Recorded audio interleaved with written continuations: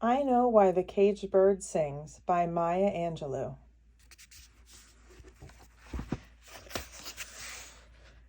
We are now on chapter 29, which is page 215.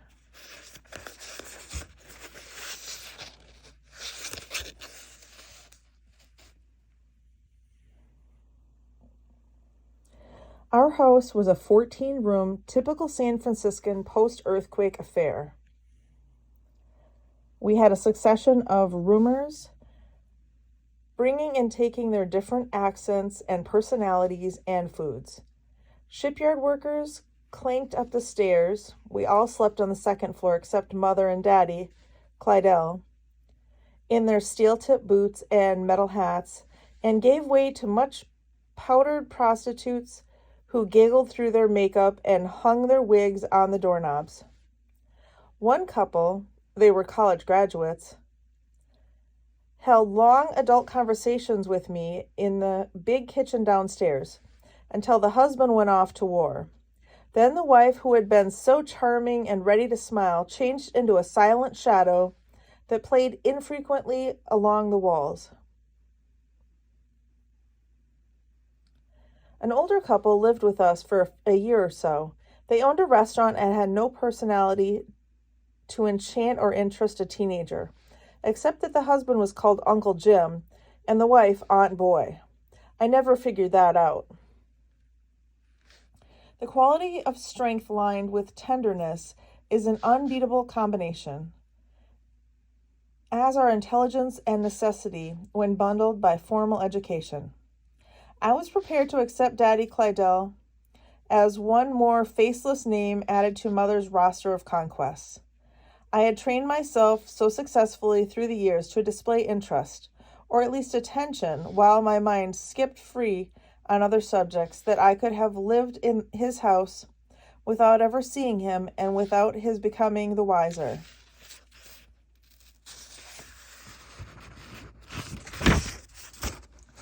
But his character beckoned and elicited admiration.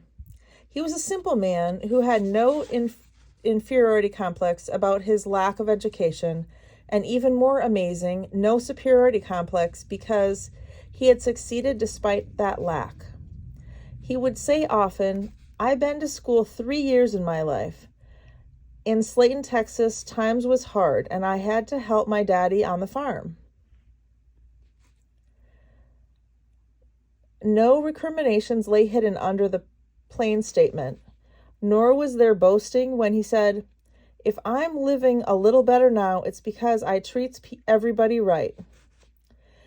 He owned apartment buildings and later pool halls, and was famous for being that rarity, a man of honor. He didn't suffer, as many honest men do, from the detestable righteousness that diminishes their virtue. He knew cards and men's hearts. So during the age when Mother was exposing us to certain facts of life, like personal hygiene, proper posture, table manners, good restaurants, and tipping practices, Daddy Clydell taught me to play poker, blackjack, Tonkin high, low, tick, jack in the game. He wore expensively tailored suits and a large yellow diamond stick pin. Except for the jewelry, he was a conservative dresser and carried himself with an unconscious pomp of a man of secure means.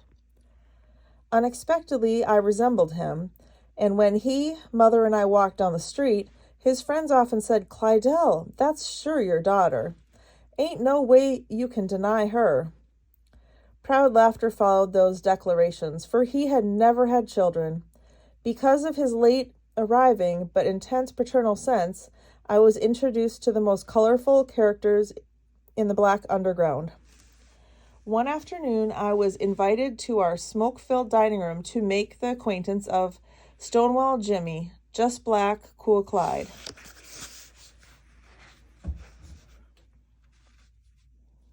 Tight coat and red legs. Daddy Clydell explained to me that they were the most successful con men in the world, and they were going to tell me about some games so that I would never be anybody's mark.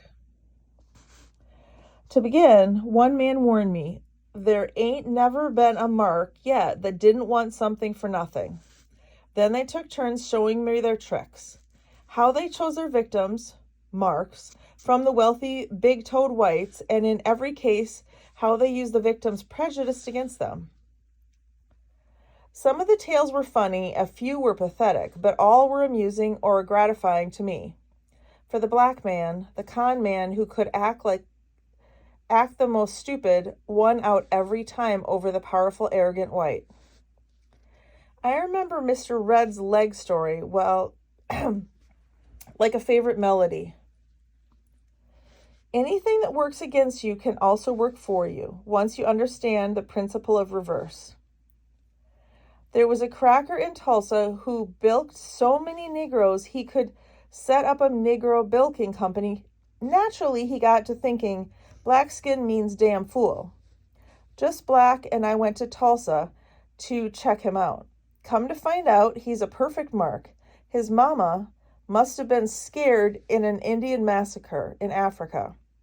He hated Negroes only a little more than he despised Indians, and he was greedy.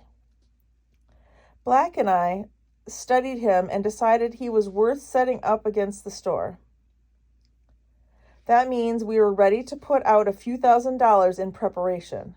We pulled in a white boy from New York, a good con artist, and had him open an office in Tulsa. He was supposed to be a northern real estate agent trying to buy up valuable land in Oklahoma. We investigated a piece of land near Tulsa that had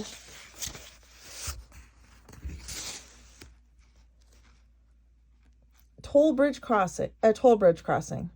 It used to be part of an Indian reservation, but had been taken over by the state. Just Black was laid out as the decoy, and I was going to be the fool.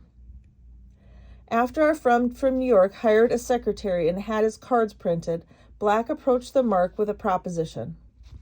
He told him that he had heard that our mark was the only white man colored people could trust. He named some of the poor fools that had been taken by the crook. It just goes to show you how white folks can be deceived by their own deception. The mark believed Black. Black told him about his friend who was half Indian and half colored, and how some northern white estate agent had found out that he was the sole owner of a piece of valuable land, and the northerner wanted to buy it. At first, the man acted like he smelled a rat, but from the way he gobbled up the proposition, turns out what he thought he smelled was some nigger money on his top lip. He asked the whereabouts of the land, but Black put him off. He told his cracker that he just wanted to make sure that he would be interested. The mark allowed how he was being interested, so Black said he would tell his friend and they'd get in touch with him.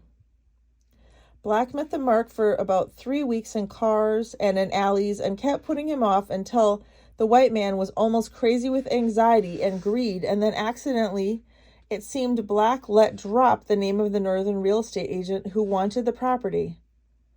From that moment on, we knew we had the big fish on the line, and all we had to do was pull him in. We expected him to try to contact our store, which he did. The cracker went to our setup and counted on his whiteness to ally him with Spots, our white boy. But Spots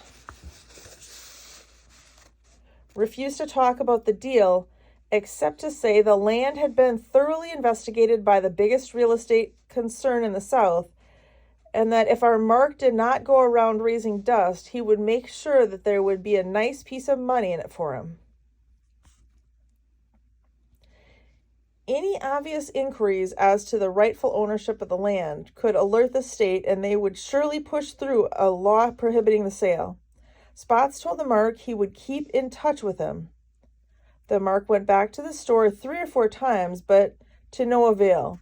Then, just before we knew he would crack, Black brought me to see him. The fool was as happy as a sissy in a CCC camp. You would have thought my neck was in a noose. And he was about to light the fire under my feet. I never enjoyed taking anybody so much. Anyhow, I played scary at first, but just Black told me that this was one white man that our people could trust. I said I did not trust no white man because all they wanted was to get a chance to kill a black man legally and get his wife in bed. I'm sorry, Clydell. The Mark assured me that he was the only white man who did not feel like that. Some of his best friends were colored people. In fact, if I didn't know it, the woman who raised him was a colored woman, and he still sees her to this day. I let myself be convinced, and then the Mark began to drag the northern whites. He told me that they made Negroes sleep in the street in the North, and that they had to clean out toilets with their hands in the North, and even things worse than that. I was shocked and said, then I don't want to sell my land to that white man who offered $75,000 for it. Just Black said, I wouldn't know what to do with that kind of money. And I said that all I wanted was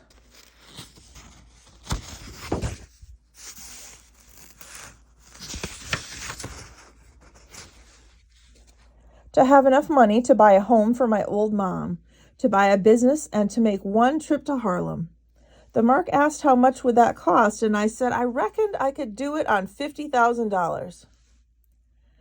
The Mark told me no Negro was safe with that kind of money, that white folks would take it from him. I said I knew it, but I had to have at least $40,000. He agreed. We shook hands. I said it would do my heart good to see the mean Yankee go down on some of our land. We met the next morning, and I signed the deed in his car, and he gave me the cash. Black and I had kept most of our things in a hotel over in Hot Springs, Arkansas.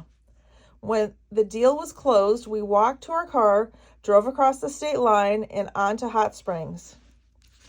That's all there was to it. When we finished, more triumphant stories rainbowed around the room, riding on the shoulders of laughter. By all accounts, those storytellers, born black and male before the turn of the 20th century, should have been ground into useless dust. Instead, they had used their intelligence to pry open the door of rejection and not only become wealthy, but got some vengeance in the bargain. It wasn't possible for me to regard them as criminals or be anything but proud of their achievements. The needs of the society determine its ethics, and in the Black American ghettos, the hero is the man who is offered only the crumbs from his country's table, but by ingenuity and courage is able to take for himself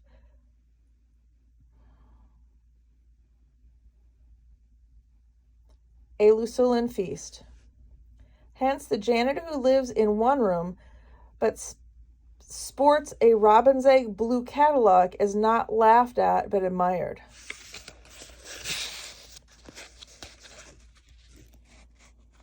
And the domestic who buys $40 shoes is not criticized but is appreciated. We know that they have put to use their full mental and physical powers. Each single gain feeds into the gains of the body collective. Stories of law violations are weighed on a different set of scales in the Black mind than in the white. Petty crimes embarrass the community, and many people wistfully wonder why Negroes don't rob more banks, embezzle more funds, and employ graft in the unions. Employ graft in the unions. We are the victims of the world's most comprehensive robbery. Life remains a balance. It's all right if we do a little robbing now. This belief appeals particularly to one who is unable to compete legally with his fellow citizens. My education and that of my Black associates were quite different from the education of our white schoolmates. In the classroom, we all learned past participles, but in the streets and in our homes, the Black learned to drop from one's plurals and suffixes from past tense verbs. We were alert to the gap separating the written word from the colloquial. We learned to slide out of one language and into another without being conscious of the effort. At school, in a given situation, we might respond with, "That's not unusual." But in the street, meeting the same situation, we easily said, "It bees like that sometimes." That's the end of chapter 29.